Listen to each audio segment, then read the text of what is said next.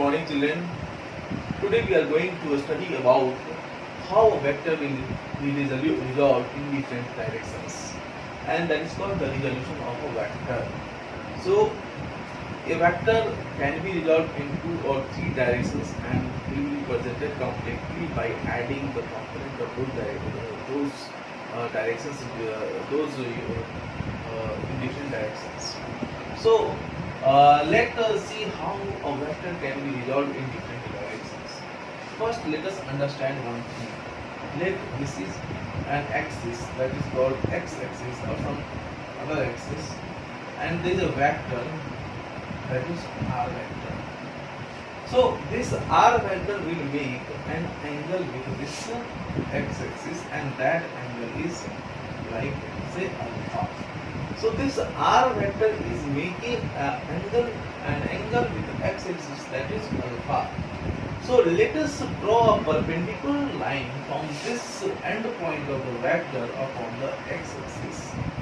So this will be a perpendicular from this end of vector r upon the x-axis.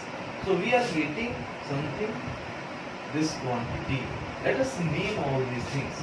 Let us say this is A, this is R, and this is something OA. Okay. So here we are saying that this OA comes because we are drawing a perpendicular from this r vector upon this x-axis. In that, this OA is called the projection of vector r upon the x-axis. Projection. This OA is nothing but projection of r vector upon x-axis. So what is the magnitude of this OA? So let us take the magnitude of r vector is simply r. The magnitude of this r vector is simply r, or say it is OR. Okay. Now this is OR, this is OA. Now what will be this? What is the relation between OA and OR? So let us take like cos alpha is equal to cos alpha become, this is a right angle triangle, OAR. OA is base, OR is the hypotenuse. So cos alpha becomes OA upon OR. Okay. So this cos alpha is equal to OA upon OR. So OA can be written as OR cos alpha. See, so this OA is projection of r upon x-axis.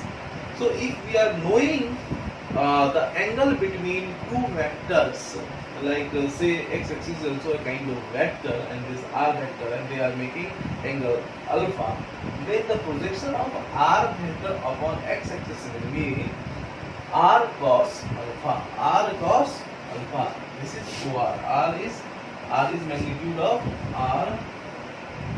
Yeah, OR that is given here. So this OR cos alpha will give the projection of r vector upon x-axis. But this is just one OA vector. We cannot write like this. Something r is equal to OA I cap. We can't write because this r is not equal to this OA. This is just a projection of r vector upon x-axis. Now similarly, if we take this y-axis and this is making some beta, and we are again taking a perpendicular OB. So we are saying that we are again getting some component OB. This is OB is called projection of r vector upon y-axis. So what will be the magnitude of OB? So OB upon OR will give cos beta.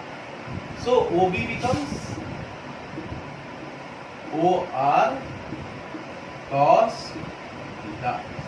So we are saying that when it is making alpha angle with x-axis, then component of the projection of OR vector upon x-axis becomes OR cos alpha. Similarly, when this angle beta is making with y-axis, then the component of this OR projection of OR upon this y-axis becomes OB, that is OR cos beta. So, if you are getting the angle alpha or beta, then you are getting the projection in terms of cos alpha or cos beta. So, we have to just, whenever we are asked to get the component of projection of some vector upon another vector, then you have to get the angle between them and simply multiply that vector with that cos beta, that will give the projection of that vector upon the x-axis or the y-axis. So now we see that we can see that there is one vector that is called OA, and there is another vector that is called OB. And when we are adding these two vectors, OA plus OB, then what will come? We are just following the parallelogram, and this will give the OR vector. So, in another term, we can say that OR vector is equal to OA vector plus OB vector. So, we are seeing that this OR vector can be written in terms of projection of a vector on x-axis and y-axis. So, this is OR is equal to OA vector plus OB vector. Now, this can be written, OA is the magnitude, and what is the direction of this OA vector? The direction is along the x-axis, that means this is I cap. What is the direction OB vector? The magnitude of OB is just OB, and it is along the y-axis, so this OB is equal to j cap.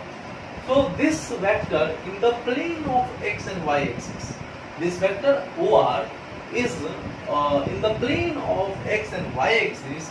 So this vector can be resolved into x direction and y directions, and addition of those parts will give the complete OR.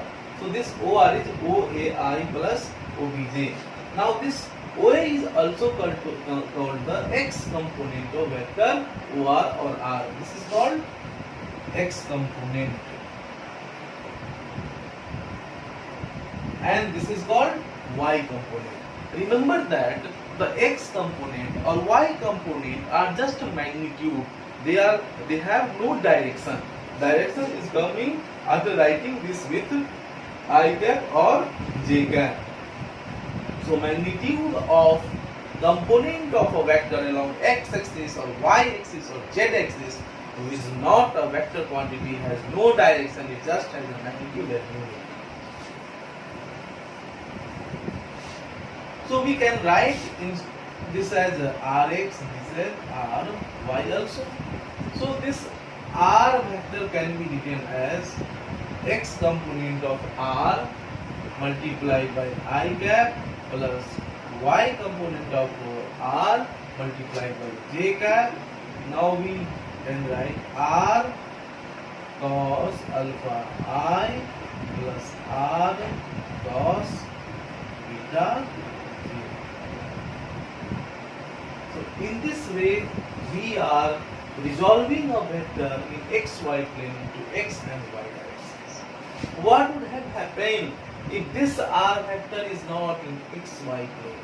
This is in 3 dimensions, like we are taking this like this. So this is no x, no y, this is x, y and z. So we have to take the z direction also.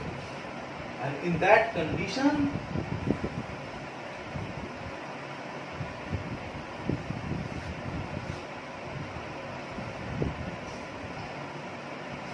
so let us see in 3.